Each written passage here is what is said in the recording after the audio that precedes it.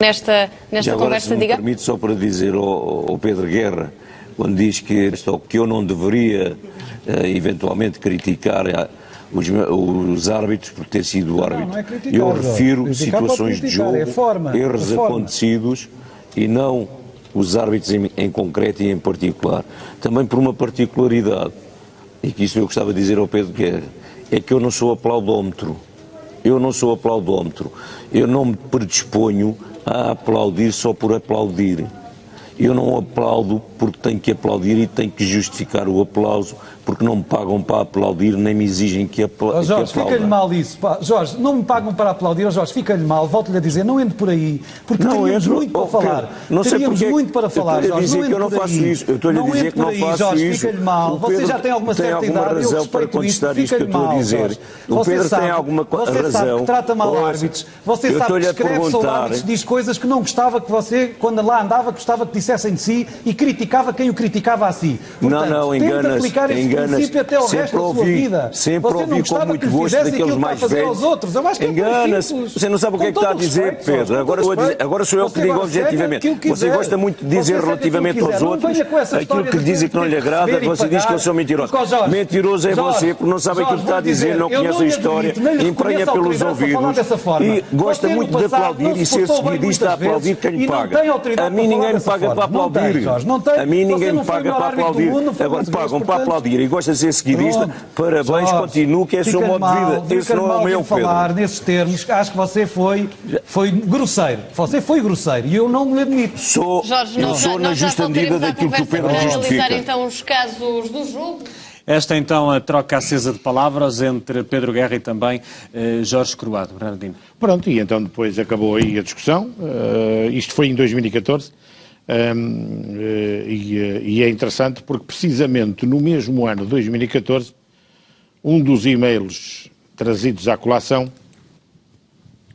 vem corroborar precisamente aquilo que normalmente se acontece entre Pedro Guerra e entre o universo do Benfica, obviamente, e Carlos e o Jorge Croado. Pedro Guerra mandou um e-mail há um mês onde diz: meu caro amigo, com as suas lições tudo se torna mais fácil. Estou a levar com críticas e azia de muitos benfiquistas que me acusam em defenderem demasia os árbitros. Mas eu quero lá saber, para mim o mais importante é o Sport Lisboa e Benfica. Sei que o nosso Primeiro-Ministro quer que seja esta a postura e se ele traçou essa estratégia, creio que só temos que segui-la. Ele lá sabe o que anda a fazer. Quando puder, precisava daquele seu exemplo do caso do Sporting Internacional, da mão nas costas noutro jogo. Será apenas para entalar o Paulo Andrade e, sobretudo, o Croado. Aliás, eu preciso de algumas histórias do Croado para ele não se esticar. Eu bem tento não entrar em polémicas com ele, mas quando ele se estica não resisto a contrariá-lo. Quem o ouve parece que nunca cometeu erros e já deve ter percebido que quando eu o quero irritar falo do Vítor Pereira. Ele trepa logo às paredes, o que me dá um grande gozo. Portanto, isto era precisamente aquilo que se passava entre Pedro Guerra e Jorge Croado, pedindo inclusivamente para lhe darem, enfim, algumas dicas sobre o passado de Jorge Croado. Mas o mais interessante disto tudo, ao procurar e ao vasculhar de facto estas coisas de Jorge Croado, tive que ir a fundo no arquivo, embora também não muito fundo quanto isso, mas pronto, lá consegui encontrar algumas pérolas, principalmente coisas curiosas sobre o clube da lisura, o clube da transparência, aquele que quer que o bem do futebol perdure por muitos exatamente, perdure por muitos anos. E numa entrevista de Jorge Croado, no dia 10 de fevereiro deste ano, a Rui Tovar, no Observador, tem algumas coisas curiosas do modus operandi de alguns lobos do futebol, que normalmente são sempre chamados a perorar na rádio, principalmente na Rádio Renascença, que normalmente recupera sempre estas figuras gradas do regime, e em alguns jornais, obviamente, também, como é o caso da Bola, do Record, do Correio da Manhã, que se socorrem sempre destas figuras. Que tentam, quase sempre, quando falam ou peroram, vestir a pele de cordeiro, mas não lhes serve. E então, nessa entrevista, diz o Jorge Croado, na Luz, o jogo Benfica-Torriense, que faz aí a sua última época na primeira divisão, era treinado por Manuel Cajuda. 0-0. Expulsei Paulo Sousa na primeira parte por falta. Depois, já no fim, o César Brito por palavras. E o Pacheco também por palavras. Aliás, a história do Pacheco tem piada. No final do jogo, o Gaspar Ramos, uma das tais figuras que de vez em quando é ressuscitado, convidou-me para ir à sala de imprensa e aceitei.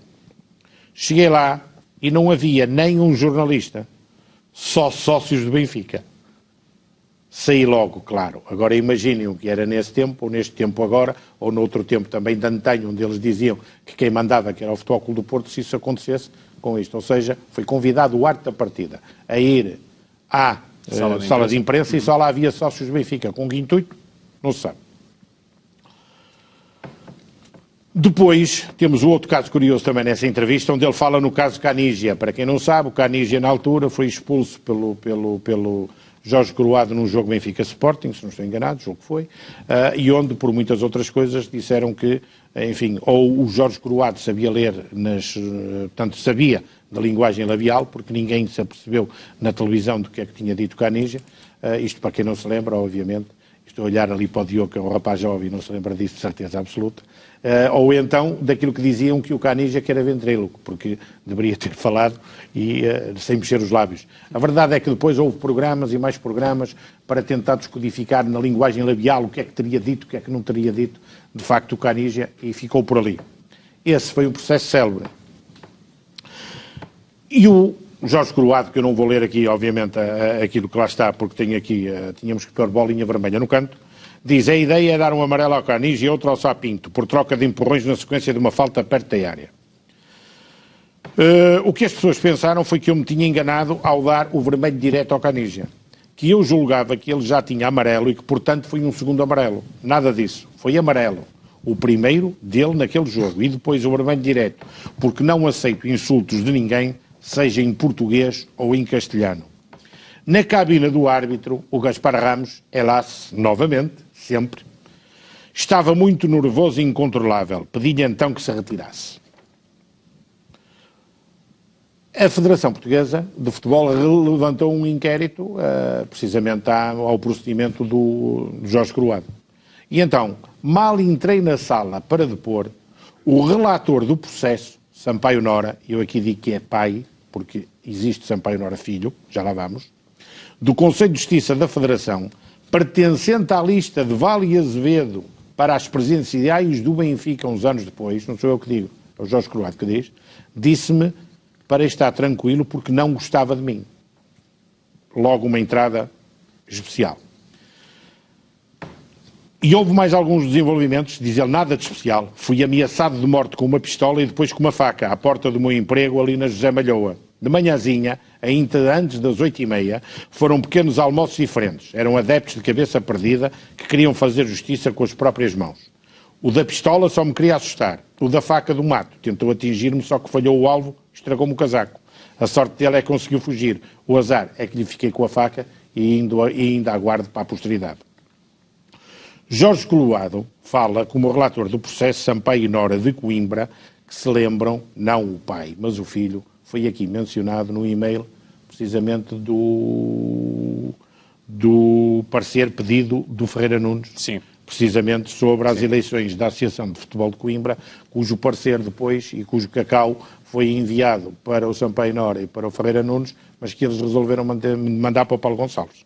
Portanto, estas são as coisas que acontecem na altura com ameaças, ou seja, temos aqui uma solicitação para ir à sala de imprensa por parte de Gaspar Ramos, onde não há nenhum jornalista, só sócios do Benfica. Com que intuito?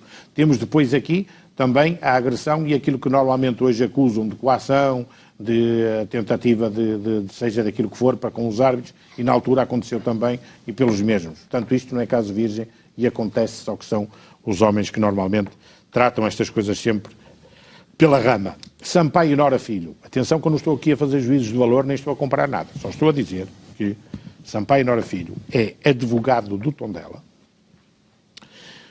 é advogado de Ferreira Nunes, foi o advogado dos delegados da Liga, Manuel Castelo e Rui Manhoso, simpatizantes do Benfica, no caso do túnel de Alvalade, onde o Sporting acusou Rui Costa, Rui Vitória e Paulo Gonçalves de coação sobre o árbitro Artur Soares Dias. Curiosamente, a fundamentação de José Manuel Meirim para não castigar Eliseu na agressão a Diogo Viana tem como suporte o caso Canígia, cujo relator era Sampaio Norapai. Eu só me apetece perguntar assim, estão elucidados tudo isto? Ok. Azar dos Táboras. Acontece sempre aos mesmos e é tudo no eixo Coimbra. Diogo. Portanto, está tudo explicado o que é esta relação e esta reação que sempre existiu de ódio, amor-ódio, se quiserem, entre Benfica e Jorge Croado. Por isso não me admira que lhe tenham pedido para bater, que lhe tenham dito isso, conforme o e-mail que nós vimos aqui. Diogo.